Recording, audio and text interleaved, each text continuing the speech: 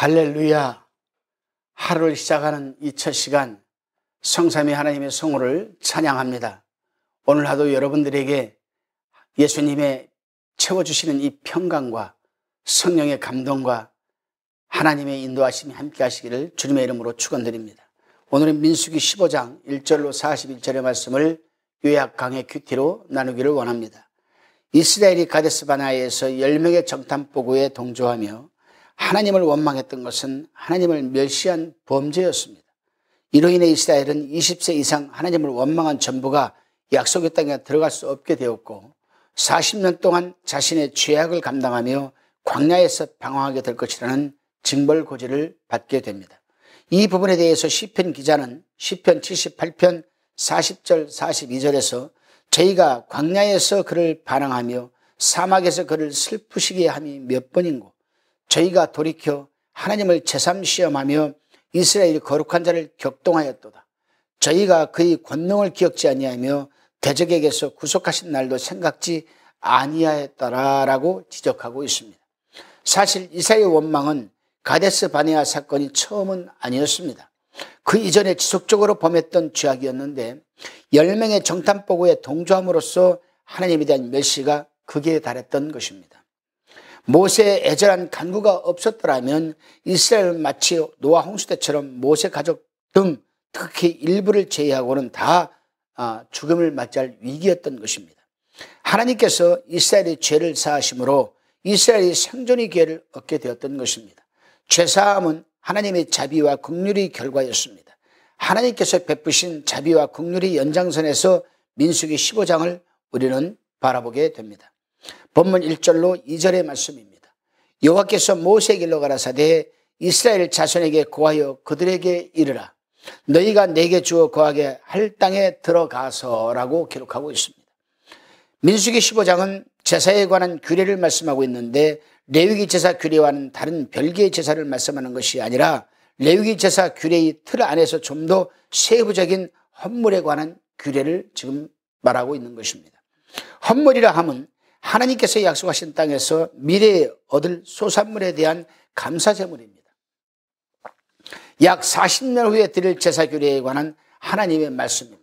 이는 20세 이상 하나님을 원망한 자들이 40년 동안 광야에서 소멸될 것에 대한 슬픈 소식 가운데 소망을 주는 말씀이기도 합니다. 20세 이하의 청소년들과 영유아들에게 해당되는 말씀이자 희망의 말씀이고 하나님의 자비와 긍휼의 말씀이기도 합니다. 15장에 등장하는 제사의 종류로는 번제, 소제, 화목제, 속제제가 있으며 제사의 방식으로는 화제, 거제, 전제가 있습니다. 이외에 나오는 제사로는 서번제, 낙헌제, 절기제가 있는데 절기제는 절기에 하나님께 드리는 제사이며 서번제와 낙헌제는 일종의 화목제입니다. 그래서 영어로는 프리웰 오퍼링이라고 합니다. 프리웰 오퍼링. 프리웰 오퍼링, 즉 서번제, 낙헌제는 일종의 하나님과 화목해야 하는 화목제였습니다. 제물로는 소나 양, 염소가 있으며 암수와 어린 짐승 등 다양한 제물이 적절한 제사와 여러 제사 방법으로 하나님께 드리는 여러분 규례였습니다. 주목할 점은 하나님께서 약속하신 가나안 땅에서 제사를 드리는 규례의 적용 대상자가 이스라엘만이 아니라는 점입니다. 본문 14절에 기록되어 있습니다. 너희 중에 우고하는 타국이나 너희 중에 대대로 있는 자가 누구인지 여호와께 향기로운 화제를 드릴 때에는 너희 하는 대로 그들이 할 것이니라. 하나님의 택한 백성들이 들어가는 약속의 땅에는 혈통적으로 야곱이 12지파 후손들만이 아니라 타국인과 대대로 함께 있는 자들도 들어갈 수 있었습니다. 이는 유월절 음식이 이스라엘 공동체에 속한 타국인에게도 허용된 것과 같은 여러분 맥락입니다. 약속의 땅은 하나님을 믿고 따르는 자는 누구든지 들어갈 수 있음을 시사하고 있습니다. 본문 15절 16절을 읽어보게 되면 이스라엘에게는 타국인에게나 같은 율례, 영원한 율례이며 같은 법도 같은 규례라고 말씀하고 있기 때문입니다.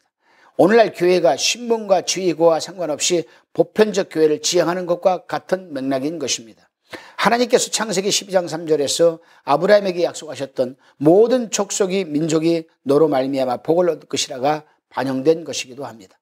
아브라함이 열방을 향한 복의 통로였다면 우리 역시 이 시대에 세상 사람들이 복의 통로가 되어야 하는 것이 아니겠습니까? 거창한 사람이 되어야 복의 통로가 되는 것이 아니라 3일 만에 다시 살아나신 예수님의 시선으로 자신을 객관화하여 자신이 먼저 삶과 죽음이 진정한 의미를 깨닫고 하나님이 거룩한 자녀로 살아가는 사람이 되면 주님이 종과 증인이 되어 복의 통로가 되는 줄로 믿으시기를 바랍니다. 또 다른 한 가지 주목할 점은 가나안 땅에 들어가서 드리는 제물의 종류를 보면 소재로 드리는 밀가루와 감람류, 그리고 전제로 드리는 포도주는 가나안 땅의 주요 수산물입니다. 땅의 소산물로 제사를 드리면 땅에 복을 주시는 하나님께 드리는 감사의 제사입니다. 하나님께서 이러한 규례를 약 40년 전에 미리 말씀하신 것은 그 땅이 젖과 꿀이 흐르는 복된 땅임을 알려주시고자 함이었습니다. 민수기 15장이 하나님을 원망한 자들이 40년 동안 광야에서 소멸될 것에 대한 슬픔 소식 가운데 소망을 주는 말씀, 희망의 말씀, 하나님의 자비와 긍휼의 말씀인 근거가 되는 것입니다. 소산물로 소제와 낙헌제를 드리는 감사의 제사를 드리면 하나님께서 복을 예비셨다는 것을 의미하며 아울러 출애굽 이후 원망하며 징벌을 받게 될 1세대의 후손인 1.5세대와 2세대들에게 감사의 삶을 살라는 하나님이 메시지였던 것입니다. 마지막으로 생각해 볼 점은 제사들 중에 부지 중에 범죄했을 때에 속죄제를 드려 사함을 받을 것과는 달리 고의로 범죄했을 때에는 사함을 받을 수 없다라는 말씀이 기록되어 있습니다. 본문 30절로 31절의 말씀이기도 합니다. 본토 소생이든지 타국인이든지 무릇 짐짓 무엇을 행하면 여호와를 회방하는 자니 그 백성 중에서 끊쳐질 것이라. 그런 사람은 여호와의 말씀을 멸시하고 그 명령을 파기하였은즉 그 죄악이 자기에게로 돌아가서 온전히 끊쳐지리라. 아멘. 여호와를 비방하는 자는 부지 중에 범죄하는 것이 아니라 의지적인 범죄자입니다. 민수기의 말씀은 마태복음 12장 31절로 32절에서 성령을 모독하는 자가 사함을 받지 못한다는 예수님이 가르침과 일맥상통하는 말씀이기도 합니다. 그러므로 우리는 철저히 하나님이 거룩한 자녀, 주님의 종 히페레테스와 증인 마르투스의 삶을 살아내야 합니다.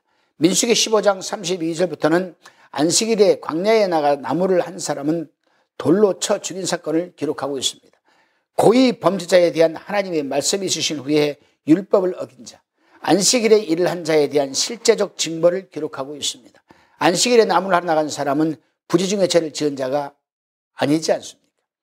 의지를 가지고 광야에 나가 하나님의 말씀을 어겼기에 31절의 표현대로 여호와의 말씀을 멸시하고 하나님의 명령을 파괴한 자였던 것입니다.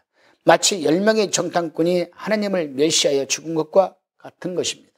그러므로 우리는 철저히 하나님의 시선으로 자신을 객관화하여 하나님께 고의적인 죄를 짓지 않고 살아가야 하는 것입니다. 38절부터는 옷단 귀에 술을 만들고 청색건을 그 귀 술에 더하라고 말씀하시면서 이 술을 다른 목적을 하나님께서 밝히시고 있습니다. 39절의 말씀입니다. 이 술은 너희로 보고 여호와의 모든 계명을 기억하여 준행하고 너희로 방종케 하는 자기의 마음과 눈의 욕심을 쫓지 않게 하기 위함이라. 이스라엘이 옷에 술을 다는 것처럼 우리는 언제나 3일 만에 부활하셔 다시 살아나신 예수님의 흔적을 지녀야 합니다.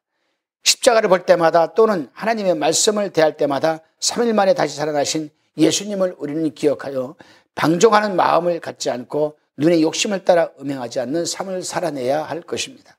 이렇게 하여야 고의로 하나님의 말씀을 범하지 않게 되며 하나님 앞에 거룩한 자가 될 것입니다. 41절 말씀을 애굽의 땅 대신 죄악된 세상 너희를 대신 너를 넣어 읽으며 오늘도 하나님을 생각하며 그리고 3일 만에 다시 살아나신 예수님의 시선으로 자신을 객관화시키며 살아내시는 하루가 되시기를 바랍니다. 나는 여호와 나의 하나님이라. 나는 너희 하나님이 되려고 너를 죄악된 세상에서 인도해 내었느니라. 나는 여호와 너희 하나님이시니라. 아멘. 기도하시겠습니다. 주님, 누구든지 하나님을 믿고 따르는 자를 외면하지 않으시고 약속한 구원의 처소로 인도해 주심을 감사드립니다. 구원에 하나님께서 언제나 감사하며 살아가게 하옵소서. 하나님의 말씀을 기억하는 자만이 이 세상에서 방종과 안목의 정욕을 따라 살아가지 않음을 잊지 않게 하여 주시옵소서. 감사드렸고 예수 그리스도의 이름으로 기도드리옵나이다. 아멘.